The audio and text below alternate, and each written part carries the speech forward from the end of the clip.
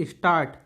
मामला संवेदनशील है, इसलिए सुप्रीम कोर्ट ने नया रास्ता अपनाया है।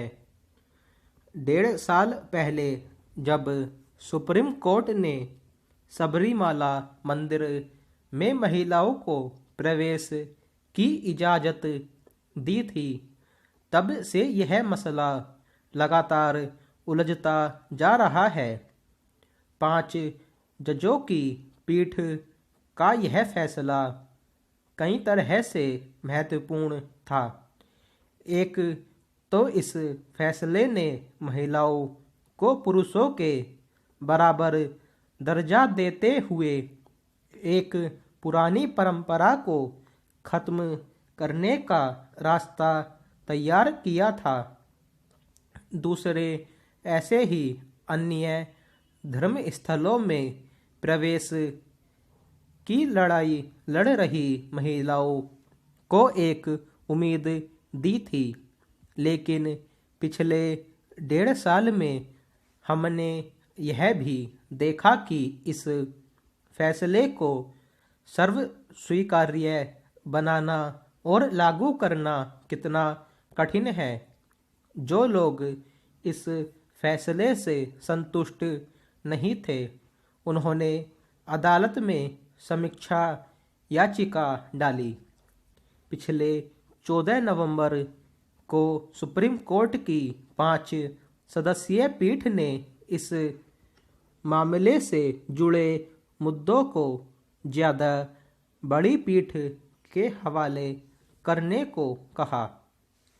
साथ ही यह भी आग्रह किया कि इसके साथ ही मस्जिदों, दरगाहों या अन्य धर्म स्थलों में महिलाओं के प्रवेश के मसलों को भी जोड़ा जाए।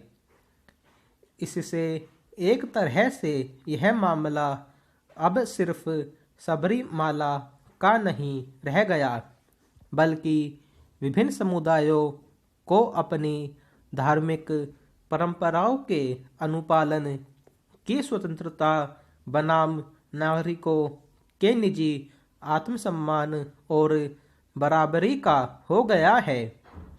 आमतौर पर 5 सदस्यीय पीठ का फैसला समीक्षा के लिए 7 सदस्यीय पीठ के हवाले किया जाता है, लेकिन इस मामले के व्यापक महत्व को देखते हुए प्रधान न्यायाधीश शरद अरविंद बोबड़े ने 9 सदस्यीय पीठ के हवाले करने का निर्णय किया।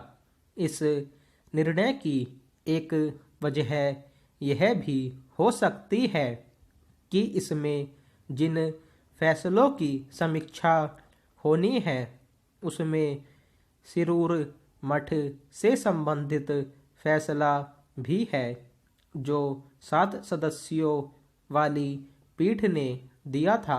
पहला, हमारा संविधान सभी समुदायों को यह स्वतंत्रता देता है कि वे अपनी धार्मिक परंपराओं को बिना किसी बाधा के चलाते रहें।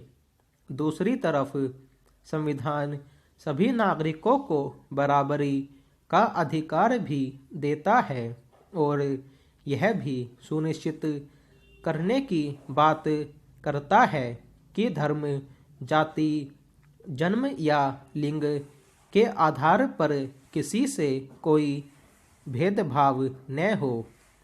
इन दोनों ही चीज़ों में कई बार टकराव हो जाता है और ऐसे मामले अदालत में पहुंच जाते हैं। ऐसे मामलों में कुछ एक फैसले परस्पर विरोधी हो सकते हैं, पर अदालत ने आमतौर पर नागरिकों के समता के अधिकार का ही साथ दिया है। समता की यह लड़ाई वैसे तो संविधान बनने से पहले देश के स्वतंत्रता आंदोलन के समय से ही चल रही है। हरिजनों का मंदिर प्रवेश ऐसी ही कोशिशों का एक नतीजा था, जिसने बहुत कुछ बदला भी। हालांकि सब कुछ अभी भी नहीं बदला है। जाहिर है सुप्रीम कोर्ट को अब जो फैसला करना है उसमें उसे सैद्धांतिक मसलों का हल तो ढूंढना है ही, इस सामाजिक यथार्थ से टकराना भी है। पहला, इसके लिए अदालत ने सोमवार को जो रास्ता अपनाया वह काफ़ी महत्वपूर्ण है। इस मसले से देश के कई बड़े वकील जुड़े हैं जो विधि और संविधान के विशेषज्ञ भी हैं। अब वे आपस में बैठकर पहले इसके मुद्दों को तय करेंगे। इसी बैठक में यह तय होगा कि कौन सा वकील किस मसले पर अपने तर्कों को अदालत में पेश करेगा। इसके बाद यह उम्मीद की जानी चाहिए कि अदालत का जो भी फैसला होगा वह सभी पक्षों, समुदायों और नागरिकों को मान्य होगा।